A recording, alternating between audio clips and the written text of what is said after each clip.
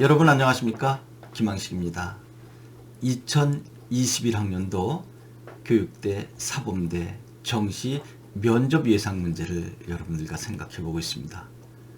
지난번에 1번부터 10번까지 그리고 11번부터 20번까지 나름대로 예상되는 문제를 여러분과 함께 생각해 봤습니다. 이번에는 21번부터 30번까지 생각해 보겠습니다. 21번째, 본인이 교사가 되었을 때 해보고 싶은 프로그램, 또 특별 활동, 또 동아리 활동, 이런 것들이 어떤 것이 있는지 한번 소개해 봐라. 그리고 왜 그런 프로그램을 갖게 되었는지 이유도 한번 대봐라 라고 하는 것이죠. 이런 문제는 제가 여러 번 생각해 본 적이 있었죠. 자네가 교사가 된다면 제일 먼저 해보고 싶은 것이 무엇이냐, 더 나아가서 그 푼을 어떻게 정할 것이냐 라고 하는 문제들을 생각해 본 적이 있습니다. 22번째, 정시를 보는 학생들에게 가끔 묻습니다. 수시 전형에 대한 자네의 견해를 이야기해봐라 라고 할 때 여러분 부정적으로 접근하면 안 됩니다. 이것은 여러분들이 입학하기 전부터 나온 대학 입시 계획이었기 때문에 수시 전형을 지원하든 정시를 전형하든 그것은 학생 고유의 영역이거든요. 그러니까 수시에서 많이 전형을 하기 때문에, 많은 학생들을 선발하기 때문에 정시에 불리하다, 그래서 수시가 사라져야 된다라고 하는 것은 매우 위험한 발상이죠. 이것이야말로 이기주의적 발상 아닐까요? 여러분도 그렇다면 수시 지원하면 되잖아요. 이런 부분들을 균형 잡힌 시각으로 잘 접근해야 되는 것, 실제로 출제됐었습니다. 23번째, 초등학생들 외국어 조기교육 많이 하죠. 심지어는 조기 유학도 하고, 그리고 3학년 정도부터 한자 교육을 하는 문제에 대해서 어떻게 생각하느냐. 우리말의 아름다움, 즉 순우리말을 쓰고자 하는 운동이 있는데 어떻게 한자 교육을 하느냐라고 하는 이야기가 나올 수도 있겠죠. 초등학생들의 조기 외국어 또는 조기 유학, 또 한자 교육에 대해서 어떻게 생각하는가 한 번쯤은 깊게 접근해 봐야 할 것입니다. 그 다음에 24번째인데 학생 인권 조례. 여러분, 학생의 인권 매우 중요하죠. 그런데 이것이 지나쳐서 교권 침해까지 되는 사례가 많은데 이 부분도 나름대로 생각을 해 봐야 할 것입니다.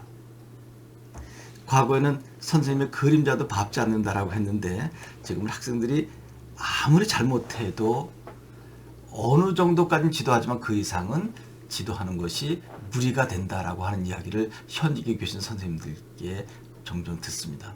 제가 현직에 있을 때만 해도 그렇게까지 되진 않았거든요. 제가 2005년까지 근무했었는데 90년대에는 좀 선생님들이 강압적이었고 2000년대에 와서는 이제 어느 정도 학생들의 인권이 좀 보호되고 그랬었는데 2005년 제가 사직하고 나와서 보니까 동료 교사들 또 선후배 교사들 이야기 들어보니까 쉽진 않더군요.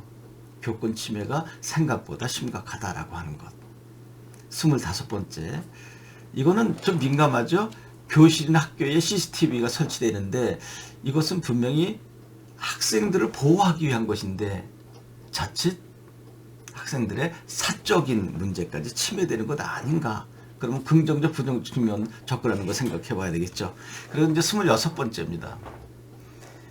지금 수능에서 영어 절대평가 90점 이상만 되면 모두 1등급을 받게 되는데 이 부분에 대해서는 변별력이 없잖아요. 영어를 아주 뛰어나게 잘하는 학생들에게는 상당히 불리하겠죠. 이런 문제에 대해서 어떻게 생각하느냐라고 하는 문제고요. 27번째, 이거는 제가 볼 때 거의 나오지 않을까 하는 생각이 들거든요. 학생들의 줄임말. 여러분, 입결이라고 하는 말 저는 얼마 전에 알았습니다. 부모님과 대화하는 과정 속에 입결, 이게 뭘까? 입시 결과의 줄임말이라고 합니다. 교육 현장에 있는 저도 잘 모르겠더라고요. 그것뿐만 아니라 줄임말 상당히 많죠. 여기 긍정적 측면은 경제적이다. 그리고 학생들 간의 소통, 또 친밀감 조성 등이 있지만 동시대를 살아가는 사람들, 세대 차이 극대화되지 않을까요? 그러한 줄임말을 또 학생들만의 언어를 사용하지 못하면 소외받을 수도 있다라고 하는 부분이 있다면 이건 심각하죠. 또 더 나아가서는 언어 질서를 파괴할 수도 있다라고 하는 부정적인 있을 수 있겠죠.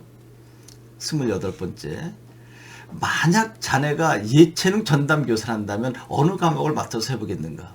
체육이냐, 음악이냐, 또 더 나아가서 또 외국어를 전담할 것이냐? 그렇다면 이유가 무엇이냐 등도 한번 생각을 해봤으면 좋겠죠. 그리고 29번째도 가능성이 매우 높은데요. 코로나로 인해서 우리가 거리두기 하잖아요. 그러다 보니까 4사람, 5사람만 모여도 문제가 되고 있잖아요. 그래서 경계심이 증폭되고 있는데 이러다가 사람들과의 관계가 소원해지면 어떻게 할 것인가 라고 하는 부분. 사람 만나는 것을 기피하게 되고 또 두렵게 되고. 30번째입니다. 자살 충동을 일으키고 있는 학생을 본다면 어떻게 지도할 것인가? 만만치 않죠. 어떻게 지도하시겠습니까?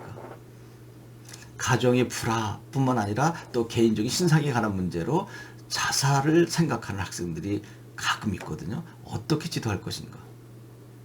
꼭 생각해 봐야 할 것입니다. 그래서 이제 다음 시간에는 성폭력에 관한 문제도 한번 생각을 해봐야 할 것이고요.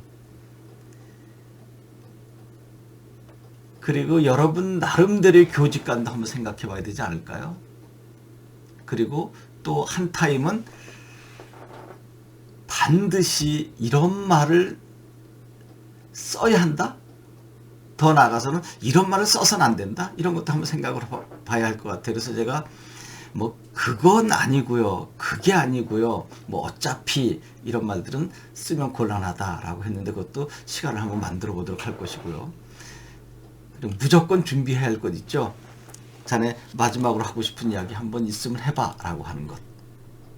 이런 부분들을 제가 따로 시간을 내서 여러분들과 공유해 보도록 하겠습니다. 늘 말씀드리죠. 반드시 합격할 수 있다는 신념 하에 서두르지 말고 천천히 차근차근 행복하게 면접 준비하시기 바랍니다. 여러분 고맙습니다.